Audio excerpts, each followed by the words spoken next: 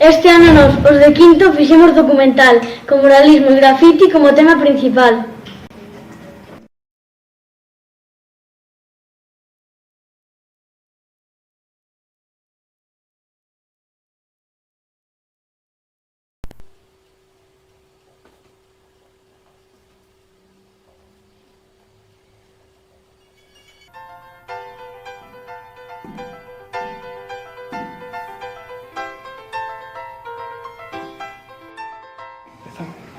O alumnado de quinto de primaria traballamos e traballaremos ao longo deste curso a pintura mural, o muralismo ou a súa versión máis actual, o grafiti. Segundo a Wikipedia, a pintura mural é unha técnica de arte figurativa pintada ou aplicada directamente sobre un muro ou parede, ben sexa en pedra ou algún tipo de construcción. Aínda que solemos pensar que este tipo de pintura é moi recente e propia dos séculos XX e XXI, descubriremos que non é así.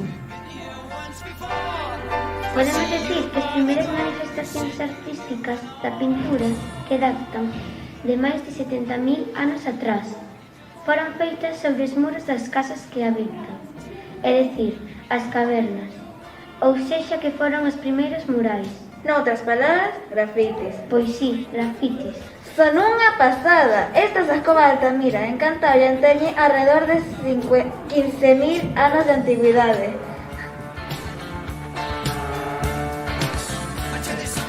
De feito, sabes de onde provén a palabra grafiti? Pois non, pero só italiano. Só italiano porque é unha palabra italiana que comenzaron a usar os arqueólogos que estudaban as ruínas de Roma. Literalmente significa marca ou inscripción feita rascando ou rayando un muro.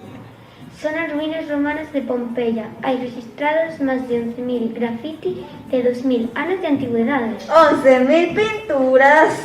Non exactamente. A maioría son letreiros con frases de todo tipo, de insultos a publicidade de comercios. Pero tamén hai debuxos e consérvanse pinturas murais e mosaicos que decoraban as súas tomos. Pero tamén habería pinturas, non? Había en elas, representaban escenas da vida cotiá ou mitolóxicas. E falamos de obras pintadas hai máis de 2.000 anos.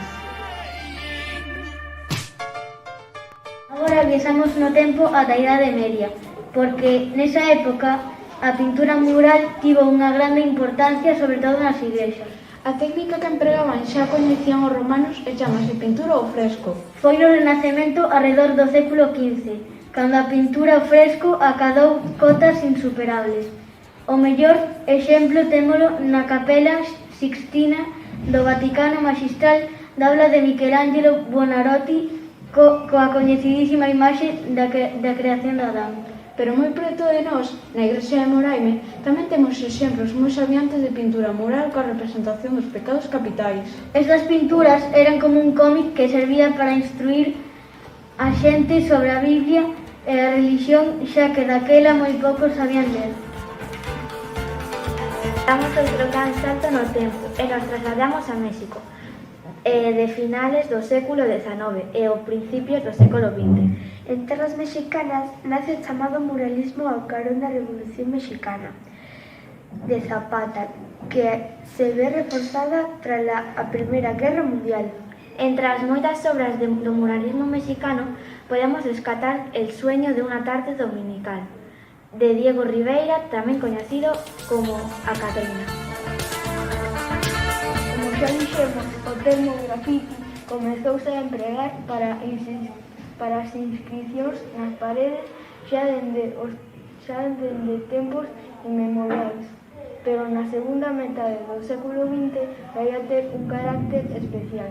Efectivamente, na cultura da rúa, os chamados movementos contraculturais, as tribus urbanas e o hip-hop, sobre todo nos Estados Unidos, supoñen unha popularización deste termo. Asociado a pintadas protestas nas paredes de grandes edificios, espazos urbanos, o grafiti trata de provocar e escandalizar. E o que comeza como un conxunto de actos ilegais e delictivos que destrozan o mobiliario urbano e afean os edificios, acaba converténdose en arte. E hoxe en día mesmo é usado polas institucións como os concellos para corregir o feísimo arquitectónico. Na nosa bisbarra temos exemplos salientables en Carballo coa iniciativa Derribando muros con pintura. Ou na nosa Muxía, coas actuacións de muros do redor.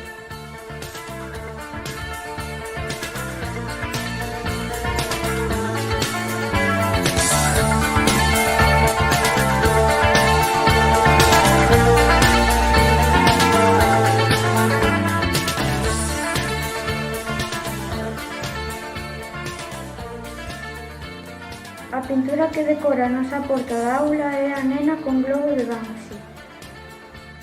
Algúns din que esa imaxe da nena que perde o globo con forma de corazón simboliza a falta de amor na sociedade. Sí, de feito, Banksy fixo unha versión para denunciar a maior falta de amor que pode haber no mundo, a guerra. Neste caso concreto foi a guerra de Siria. En esa versión a nena vestía o típico hijab musulmán. Nos dámoslle outra interpretación a esa obra, unha interpretación máis esperanzada. Pensamos que en realidade a rapaciña que simboliza ou representa os nenos e nenas de todo o mundo.